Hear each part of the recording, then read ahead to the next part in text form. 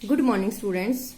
Today we will study chapter 3, The Midnight Visitor, written by Robert Arthur and book Footprint Without Feet. जैसे कि हमारा title है the midnight visitor. यहाँ पे midnight means रात के 12 बजे आधी रात को जो विजिटर है वो आता है, और यहाँ पे विजिटर का मतलब है अनइनवाइटेड गेस्ट, क्योंकि जो स्टोरी के अकॉर्डिंग जो विजिटर है जिसके पास वो आ रहा होता है वो बिल्कुल नहीं चाहते कि उसके पास वो आना चाहिए था, तो इसलिए वो अनइनवाइटेड गेस्ट है।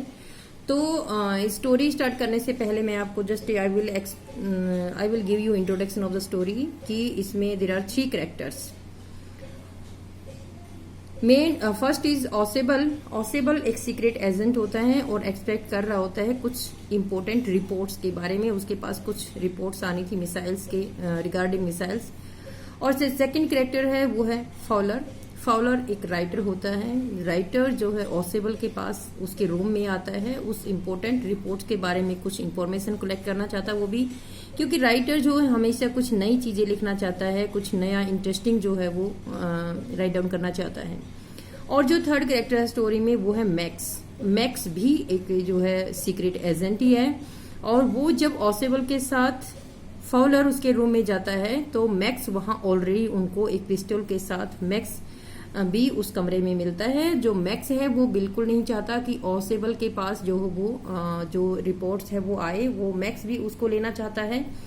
तो 3 इसमें मेन कैरेक्टर हैं, और इस तरह जो है फिर आगे मैं स्टोरी स्टार्ट करते हैं हम story. Ausable did not fill any description of a secret agent Fowler had ever read.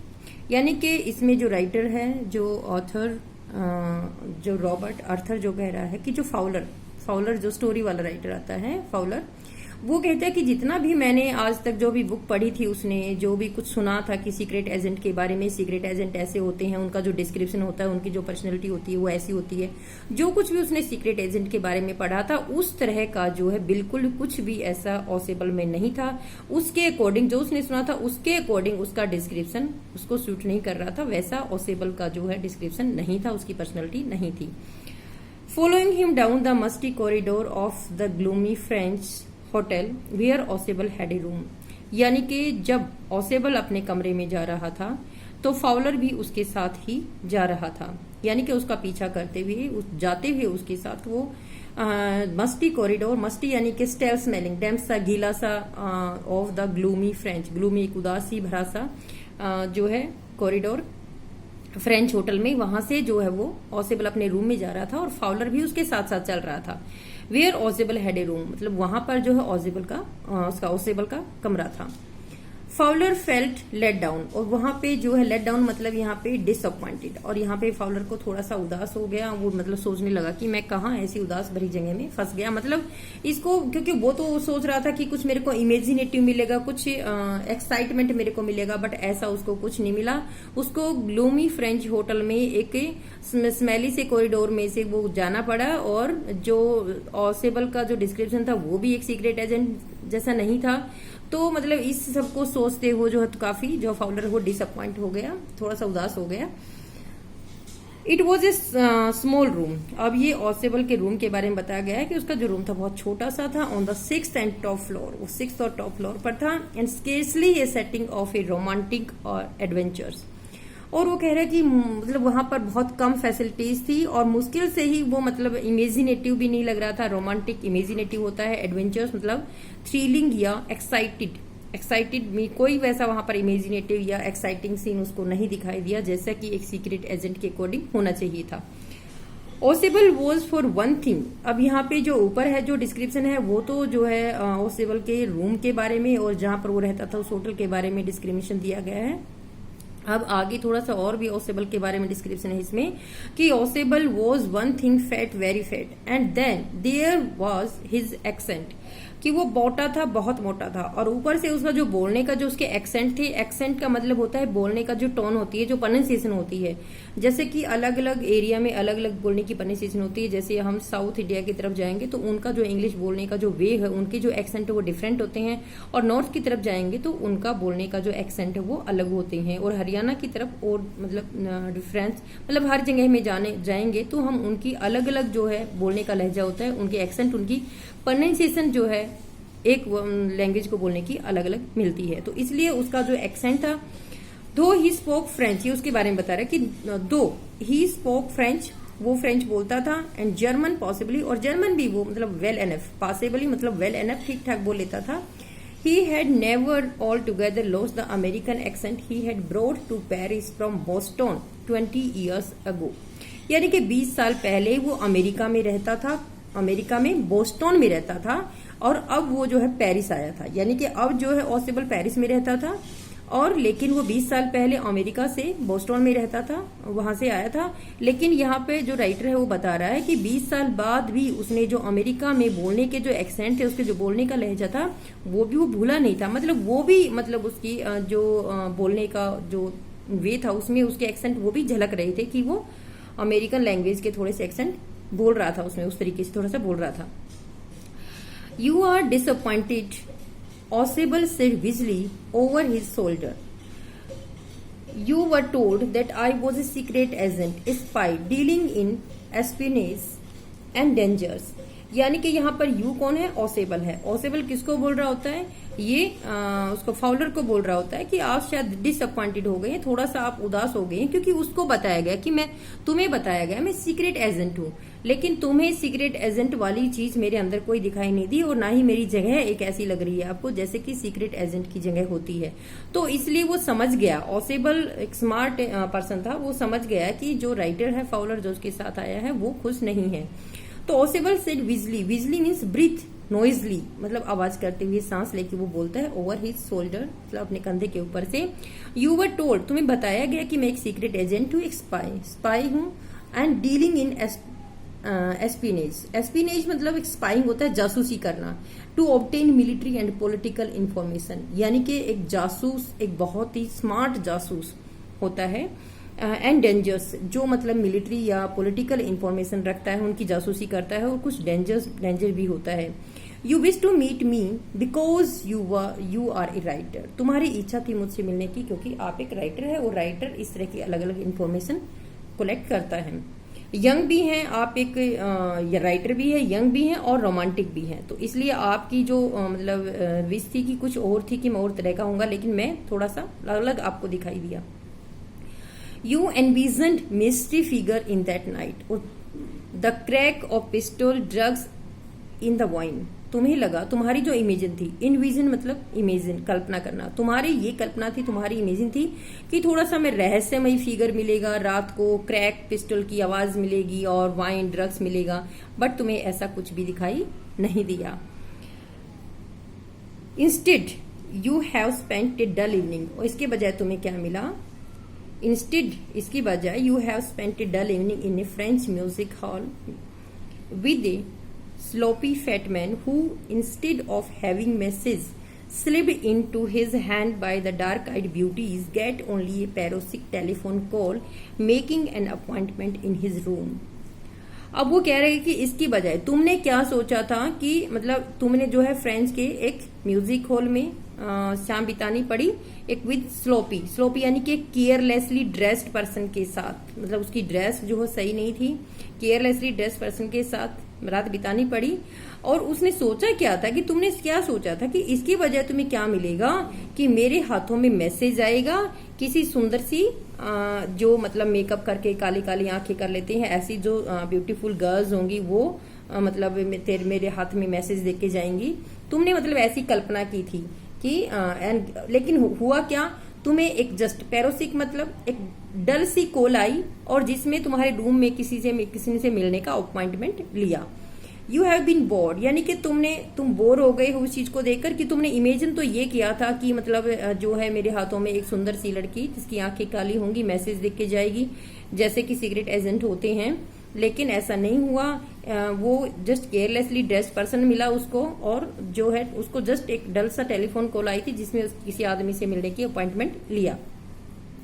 You have been bored. The fat man chuckled to himself as he unlocked the door of his room and stood aside to let the frustrated guest enter. यानी कि ये सब कहता हुआ वो अपने बारे में ही बोलता हुआ कि तुमने कुछ और इमेजिन किया था लेकिन मैं कुछ और मिला, और ये अपने बारे में ही बोलता हुआ वो उस कॉरिडोर से जा रहा होता है। और वो फिर क्या करता है कि वो चकल का मतलब होता है laughed quietly without opening mouth. तो वो ऐसे हंसता हुआ अपने दरवाजे को अनलॉक करता है और एक तरफ हो जाता है अपने फ्रस्ट्रेटेड गेस्ट को एंटर करने के लिए। यू आर डिसइल्यूजन, मतलब वो कहता है कि तुम्हें ये डिसइल्यूजन था, तुम्हें ये भ्रम था। ऑसेबल टोल्ड हिम, ऑसेबल उसको बताता है, but take cheer my young friend, presently you will see a paper, a quite important paper. तो वो कहता है कि थोड़ा सा आप चीयर करें, अब थोड़ा सा खुश हो जाए मेरे यंग फ्रेंड, क्योंकि प्रेजेंटली आप एक इस तरह का कोई पेपर आपको मिलेगा, क्वाइट इंपॉर्टेंट पेपर होगा, बहुत ही इंपॉर्टेंट पेपर होगा, जिसके लिए जो है बहुत सारे which several mens and women have risk their lives come to me, यानी कि जिसके लिए बहुत सारे मैन और वीमेन ने अपना जो जीवन है वो रिस्क पर लगाया है इन डॉक्यूमेंट्स के लिए। ऐसे डॉक्यूमेंट्स आपको मिलेंगे अभी। तो उसको थोड़ा सा उसको लगा फाउलर को कि हाँ थोड़ा सा कुछ सीक्रेट सा लगा मेरे को कि जिसके लिए मैं आया था वो थोड़ा सा दिखेगा मेरे को। Some day soon that paper may well affect the course of history. आगे वो बोलता है कि कुछ दिन बाद ये जो पेपर हैं ये हमारे इतिहास के रुख को ही बदल देंगे, उसको काफी अफेक्ट डालेंगे उस पर। In that thought is drama is there not, क्या ये सोचकर थोड़ा सा ड्रामा सा नहीं लगा कि थोड़ा सा अब थोड़ा सा रोमांटिक सा हुआ? ये कौन पूछ रहा होता है? ऑसेबल फाउलर से पूछ रहा होता है। As he spoke Ausable close the door behind him, then he switched on the light. जैसे ये बोल रहा था तो ऑसेबल ने दरवाजा बंद किया और फिर अपनी लाइट ऑन की। And as the light came on, Fowler had his first authentic thrill of the day. क्या थी उसकी फर्स्ट ऑथेंटिक थ्रिल? ऑथेंटिक मतलब ओरिजिनल, और थ्रिल होता है सडन फीलिंग ऑफ एक्साइटमेंट, एकदम से डर जाना या सडन कोई एक्साइटमेंट वाली फीलिंग आ जाना। तो उसको पहली बार ऐसा लगा कि हाँ कुछ ओरिजिनल सडन फीलिंग एक्साइटमेंट की उसकी हुई है उस दिन। वो क्या था? For half way cross the room, कि आधा सा रूम क्रॉस करने के बाद एक small automatic pistol in his hands today man, एक आदमी खड़ा था ऑटोमेटिक पिस्टल अपने हाथ में लिए हुए। उसको देखकर उसको ऐसा लगा कि ये आज की उसकी फर्स्ट ऑथेंटिक थ्रिल थी, पहली उसकी जो अचानक से एक्साइटमेंट थोड़ा सा हुआ कि हाँ मैं एक सीक्रेट एजेंट के कमरे में आया हूं। ओजेबल ब्लिंक्ड ए फ्यू टाइम, उसने अपनी आंखें टिमटिमाई। मैक्स ही विज्ड, उसने मतलब सरप्राइज होकर अपनी आंखें टिमटिमाकर कहा। विज्ड मतलब स्पोक ब्रीदिंग, थोड़ा सा लंबा सांस लेते हुए उसने कहा मैक्स, मतलब मैक्स जो अभी मैंने बताया था कि दूसरा जो था सीक्रेट एजेंट था, जो ऑसेबल जब अपने कमरे में आता है तो उसके कमरे के बीचों बीच वो खड़ा मिलता है। तो उसको देखकर जो यहाँ पे ऑसेबल है वो उसको एकदम से पुकारता है कि max you give me quite start, तुमने तो मेरे को सरप्राइज ही दे दिया। क्वाइट स्टार्ट मतलब सरप्राइज दे दिया। I thought you were in Berlin, Berlin कहाँ है? जर्मनी में है, ठीक है। और ऑसेबल अब कहाँ था? वो पेरिस में था, है ना। तो what are you doing here in my room? अब वो कह रहा है कि तुमने तो मुझे डरा दिया क्योंकि मैंने सोचा था तुम यहाँ नहीं हो, और तुम यहाँ कैसे आए? तुम तो कहाँ थे? तुम तो बर्लिन में थे, जर्मनी में थे, और अब मैं पेरिस में हूं, तो तुम वहां से यहाँ कैसे आ गई? मैंने सोचा तुम वहीं थे। अब जो है मैक्स, अब यहाँ पे जो है एकदम से ऑसेबल थोड़ा सरप्राइज होता है उसको देखकर।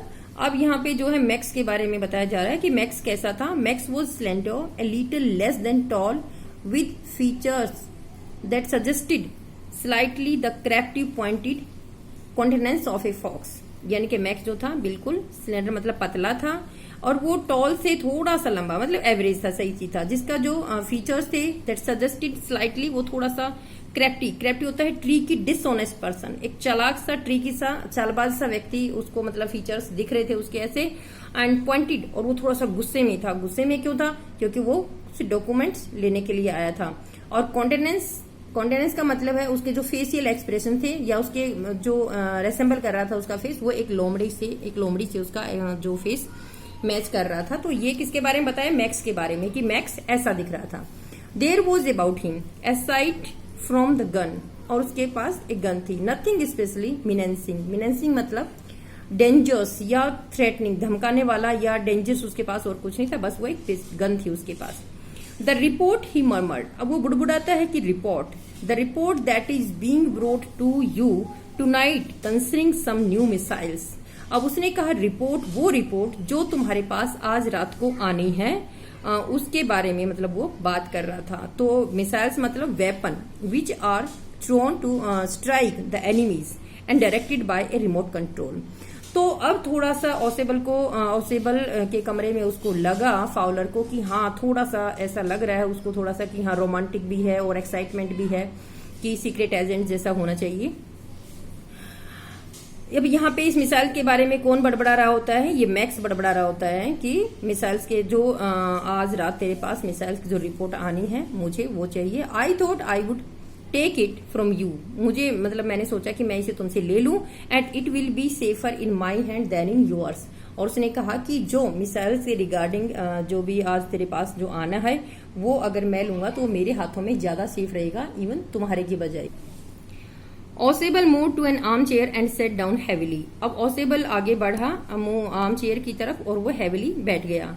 आई am going to raise the devil with the management this time and you can bet on it. अब वो क्या कह रहा है कि ऑसेबल को जब मैक्स दिखाई दिया तो उसने एकदम से क्या कहा कि वो आगे बढ़कर अपनी आर्म चेयर में हैविली बैठ गया और उसने कहा कि मैं अब रेज द डेविल मतलब to make a noisy disturbance या फाइट विद द मैनेजमेंट। वो कह रहा है कि मैं मैनेजमेंट के साथ झगड़ा करूंगा।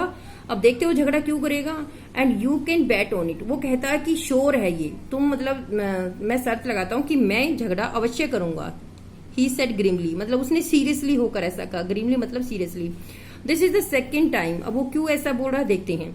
This is the second time in a month that somebody has got into my room through that nuisance of a balcony. Nuisance मतलब कॉज ऑफ डिफिकल्टी, यानी कि डिफिकल्टी करने वाली। अब किस लिए वो लड़ेगा? उसने कहा कि पहले भी जो है मेरे रूम में कोई घुस गया था इस एक बैल्कनी से। अब बैल्कनी का नाम सुनते ही क्योंकि इस बैल्कनी की वजह से उसके कमरे में पहले भी कोई घुसा था और सेकंड टाइम अब मैक्स घुस गया है। तो Fowler eyes went to the single window of the room, it was an ordinary window. अब जैसे उसने बैल्कनी का नाम लिया तो जो फॉलर की आंखें भी उस ऑर्डिनरी विंडो की तरफ जाती हैं जो बिल्कुल सीधी सादी सिंपल सी दिख रही थी, और against which now the light was pressing blackly. Pressing मतलब विजिबल, जहां से बिल्कुल काला काला रात जैसा दिख रहा था, मतलब रात जो हो वो पुश कर रही थी खिड़की के अंदर से। बैल्कनी, मैक्स सेड, मैक्स ने कहा बैल्कनी, कौन सी balcony? With raising inflation. Raising inflection मतलब होता है कि मॉड्यूलेशन ऑफ वॉइस, यानी कि अपनी आवाज में थोड़ा सा प्रभाव डाल दे कि कौन सी बैल्कनी? नो ए पास की। तो कहता कि नहीं, मैं तो एक पास की मतलब मास्टर की से मतलब मैं अंदर आया हूं। I did not know about the balcony, मैं बैल्कनी के बारे में मुझे नहीं पता। It might have saved me some trouble had I known, अगर मुझे पता होता तो मुझे इतनी ट्रबल यहाँ आने में नहीं होती, मैं इजीली अंदर आ जाता। It's not my balcony, Ausable said with extreme irritation. मतलब वो एक तो इरिटेट इसलिए हो गया है क्योंकि वो नहीं चाहता था कि मैक्स उसके रूम में मिले, तो एक अनइनवाइटेड विजिटर जब उसको मिलता है तो वो इरिटेट हो गया है, तो काफी इरिटेट हो जाए। तो एक्सट्रीम इरिटेशन के साथ कहता है कि it's belong to the next apartment. He glanced explanatorily at Fowler. You see, he said, this room used to be the part of a large unit and the next room through that door there used to be a living room. अब वो क्या कह रहा है कि ये मेरी balcony नहीं है, ये जो नेक्स्ट अपार्टमेंट है उससे बिलोंग करती है। अब वो फाउलर की तरफ देख रहा है उसको एक्सप्लेन करने के लिए कि बालकनी कहाँ से है, कैसी है। तो उसने कहा कि ये जो रूम है ये मेरी एक लार्ज यूनिट का पार्ट होता है जिसमें मैं रहता हूँ, और जो नेक्स्ट रूम है वहां का जो दरवाजा है वहां यूज टू बी, वहां पर जो है एक लिविंग रूम होता है। अब उसकी जो है उसकी ये बालकनी है जो ये मेरे रूम की जो विंडो है इसके नीचे तक यहाँ फैली हुई है। You can get on to its from the empty room the 2 doors down and somebody did last month. The management promise to block it off but they haven't. अब उसने आगे क्या कहता है कि ये इस जो 2 रूम इससे आगे हैं, जो एम्प्टी जो रूम है जो वहां पर कोई घुसकर और बालकनी से आकर कोई मेरे मतलब आराम से मेरे कमरे में आ सकता है खिड़की से। और लास्ट मंथ भी ऐसा ही हुआ था और मैनेजमेंट ने जो प्रॉमिस किया था कि इसको ब्लॉक करेंगे, लेकिन उन्होंने ऐसा नहीं किया। Max glance at Fowler. अब जो है मैक्स फाउलर को देखता है, who was standing stiffly not far from the Ausable, जो बिल्कुल स्टीफली मतलब अकड़ कर खड़ा हुआ था ऑसेबल के पास, ज्यादा दूर नहीं था। And wave the gun with the commanding gestures, please sit down, he said, we have a wait of half an hour I think. अब टाइम जो वो 12 बजे की बात है, 12 बजे उसके रूम में आया था और जो रिपोर्ट आने का टाइम था वो 12:30 का था। इसलिए जो मैक्स है वो फाउलर की तरफ देखता है, उसकी तरफ जो बिल्कुल ऑसेबल के पास अकड़ कर खड़ा हुआ था, और उसकी तरफ जो है कमांडिंग मतलब ऑर्डरली उसको ऐसे ऑर्डर की ऑर्डर का सिग्नल देते हुए कि बैठ जाइए आप आराम से, अभी आधा घंटा और वेट करना पड़ेगा, क्योंकि जो मिसाइल्स की जो रिपोर्ट आनी थी वो 12:30 पर आनी थी और वे 12 बजे आ चुके थे।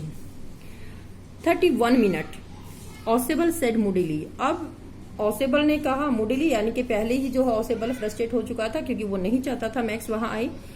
The appointment was for 12:30। I wish I knew how you learn about the report max. अब यहाँ पे ऑसेबल बोलता है, आई यहाँ पे ऑसेबल है, वो कह रहा है कि मैक्स है, मुझे बताइए, मैं जानना चाहता हूँ कि तुम्हें इस रिपोर्ट के बारे में कैसे पता चला। The little spy smiled evilly. यहाँ पे द लिटिल स्पाई मैक्स है, अब वो एविली यानी कि विक्ड मैनर में स्माइल करता है। And we wish we knew how you people got the report. और मैं चाहता हूं कि मुझे पता लगे कि तुम्हारे लोगों को ये रिपोर्ट क्यों मिल रही है, कैसे मिल रही है। मतलब मैक्स नहीं चाहता कि मतलब दोनों ही सीक्रेट एजेंट है, दोनों ही ऑपोजिट जो है पार्टी के मेंबर हैं, तो दोनों ही ये चाहते हैं कि मेरे पास आए, एक दूसरे के पास वो नहीं चाहते हैं। But no harm has been done, I will get it back tonight. वो कहता है कि कोई बात नहीं, पर मैं आज इसको रात को वापिस ले लूंगा। What is that, who is eight the door. एकदम से दरवाजे पर उनकी नॉक होती तो कहता है कि दरवाजे पर कौन है। Fowler jumped at the sudden knocking at the door. Fowler एकदम से जंप करता है दरवाजे पर आवाज सुनकर, क्योंकि वो पहले से ही थोड़ा सा डरा हुआ था इस सबको देखकर। Ausable just smile, that will be the police, he said, I thought that such an important paper as the one we are waiting for should I have a little extra protection. I told them to check on me to make sure everything was all right. अब faller ने एकदम से मतलब वो थोड़ा सा jump किया डरने से, लेकिन ऑसेबल ने स्माइल दिया। उसने कहा कि शायद पुलिस है, क्योंकि मैंने सोचा कि इस तरह के इंपॉर्टेंट पेपर मेरे पास आने वाले हैं, मैं वेट कर रहा था, तो कोई ना कोई मेरे पास ऐसा पुलिस होनी चाहिए एक्स्ट्रा प्रोटेक्शन के लिए, मैंने कॉल किया था। तो चेक मी ऑन, और मुझे चेक मी ऑन मतलब मुझे ध्यान दे, नोटिस दे, मतलब ये देखें कि मतलब सब कुछ ठीक ठाक है मेरे पास, मेरे साथ। Max bit his lips nervously. अब मैक्स ने जो है अपने जो होठ से नर्वसली यानी कि थोड़ा सा दुखी होकर अपने होठ काटता वो। The knocking was repeated. जैसे ही जो है दरवाजे पर खटखटाहट जोर से होती जाती है। What will you do now max, Ausable said, if I don't do answer the door, they will enter anyway, and the door is unlocked, then they will not hesitate to shoot. अब Ausable उसको max को धमकाता है कि ये बाहर police है, और अगर मैं आंसर नहीं देता तो अंदर घुस जाएंगे और वो तुम्हें मारने में, शूट करने में कोई हेजिटेशन नहीं रखेंगे। Max face was black with anger and as he backed stiffly toward the window. अब जो मैक्स का चेहरा बिल्कुल जो है काला हो गया था, गुस्से में ब्लैक हो गया था। एज ही बैक्ड स्विफ्टली, जैसे कि वो थोड़ा सा क्विकली चुपके से यानी कि विंडो की तरफ होता है। ही swung A leg over the सिल। अब उसने अपनी एक टांग जो सिल थी विंडो के बाहर, उसकी तरफ थोड़ा सा एक टांग को अपना स्विंग लटका लेता है। Send them away. He warned, I will wait on the balcony, send them away over I will shoot and take my chance. अब उसने कहा, क्योंकि जो ऑसेबल ने जो बताया था कि बाहर खिड़की के बाहर बैल्कनी है, उससे आया था। अब मैक्स को ये पक्का हो गया कि बाहर बैल्कनी है और मैं उसमें आराम से कूद जाऊंगा, और जब पुलिस ली जाएगी तो मैं इसे वापस कागज जो रिपोर्ट है वो ले लूंगा।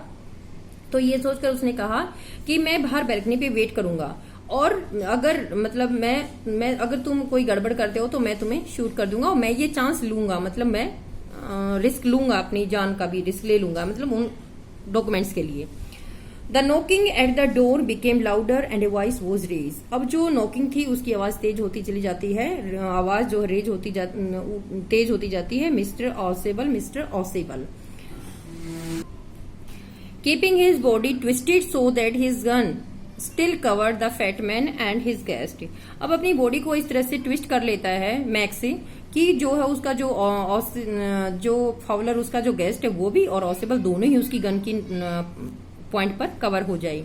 The man at the window grabs the frame with his free hands to spot himself, then he swung his other leg up and over the window sill. अब वो मैक्स क्या करता है कि वो विंडो की फ्रेम को एक हाथ से पकड़ लेता है, जो उसका हाथ फ्री था उससे वो विंडो की फ्रेम को पकड़ता है और फिर वो अपनी दूसरी टांग को भी सिल की तरफ लटका देता है। द डोर नॉब टर्न, जैसे ही डोर नॉब यानी कि जो दरवाजे का हैंडल है वो टर्न होता है, swiftly Max pushed with his left hand to free himself from the sill and drop to the balcony and then as he dropped he screams once shrilly मतलब शार्पली। जैसे ही दरवाजे का जो हैंडल है वो टर्न होता है तो मैक्स जो है वो अपने आप को पुश कर लेता है, अपने हाथ को दूसरे हाथ को छोड़ देता है और बैल्कनी में ड्रॉप कर लेता है। और जैसे कि वो ड्रॉप करता है तभी उसने वो जोर से मतलब चीख लगाता है। अब आगे क्या होता है, the door open and the waiter stood there with a tray, a bottle and 2 glass. अब जैसे दरवाजा खुलता है वो देखता है कि वेटर खड़ा हुआ है एक ट्रे में बोतल और 2 ग्लास ली हुई। Here the drink you order for when you return, ये आपका ऑर्डर है जो आपने आते हुए मेरे को दिया था। ही सेड, किसने कहा, ये वेटर ने कहा। And set the tray on the table and driftly uncork the bottle and left the room. Driftly मतलब क्विकली या मतलब स्मार्टली उसने जो है अनक्रोक किया। अनक्रोक मतलब pulled the crook up down, जैसे ढक्कन होता है तो उसकी जगह पे क्रोक लगा होता है तो उसको उसने पुल्ड किया और वहां पर छोड़कर चला गया। White faced Fowler started after him, stare मतलब घूरना होता है, आफ्टर हिम यानी कि व्हाइट फेस यहाँ भी है, पेल फ्रॉम फियर। अब जो फाउलर है वो बिल्कुल डरा हुआ था, उसका चेहरा पीला हो गया था डर की वजह से, क्योंकि उसको समझ नहीं आ रहा था कि ये सब हो क्या रहा है, कि पुलिस मतलब वो तो कि पुलिस के बारे में सोच रहा था कि पुलिस आनी थी, अब ये वेटर आ गया है। तो वो ऐसा किसको उसको ऑसेबल को घूर रहा होता है। और बट स्टेमर मतलब स्पीक विद पॉज, वो थोड़ा सा बुड़बुड़ाता है कि the police there were no police Ausable said. अब ऑसेबल ने लंबी सांस लेकर कहा कि ऐसी कोई पुलिस नहीं है। Only Henry whom I was expecting, सिर्फ हेनरी था जिसकी मैं उम्मीद कर रहा था आने की। But want that man out of the balcony, Fowler again begin. अब फाउलर फिर से पूछता है और वो आदमी जो बालकनी के बाहर कूद के गया वो फिर वापस आएगा। नो सेड ऑसेबल ने कहा नहीं, he won't return, you see my young friend there is no balcony. अब फाउलर कहता है कि नो, कि ऐसे वो वापस नहीं आएगा, कि श्योर है, क्योंकि उसका जो रूम था वो टॉप फ्लोर पे था यानी कि 6th फ्लोर पर था, और 6th फ्लोर से जब कोई इंसान गिरता है तो या तो वो बिल्कुल गिर के मतलब उसको काफी हर्ट हुआ है, काफी चोट लगी है, या फिर काफी इंजर्ड हो गया है, और या फिर वो मर भी सकता है। तो यहाँ पे आपको पता चलेगा कि जो ऑसेबल था वो कितना स्मार्ट बंदा था, कि किस तरह से कितना रिलैक्स होके कितना स्मार्टली उसने जो दूसरे वाला जो मैक्स सीक्रेट एजेंट था उससे किस तरह से गेट रीड ऑफ कर लिया और उसको नुकसान भी पहुंचा दिया और अपने आप ने और उस फाउलर को बिल्कुल मतलब सेफ बचा लिया। तो यहाँ जो ऑथर को इसको राइटर को फाउलर को लग रहा था कि वो किसी भी एंगल से सीक्रेट एजेंट नहीं है, यहाँ उसको श्योर हो गया कि वो कितना अच्छा, कितना मतलब एक क्लेवर पर्सन था, कितना अच्छा सीक्रेट एजेंट था, कि वो कितना स्मार्टली उसने जो इम्पोर्टेंट डॉक्यूमेंट्स मिसाइल्स के बारे में आने थे उनको भी बचा लिया, और बिना ही पुलिस के अपने आप स्टोरी फ्रेम करके, क्योंकि बालकनी वहां पर कोई बालकनी नहीं थी, उसने ये कहानी बनाई थी सिर्फ अपने आप को और उन डॉक्यूमेंट्स को बचाने के लिए। तो here students, your chapter is complete and now you will learn word meaning and question answer.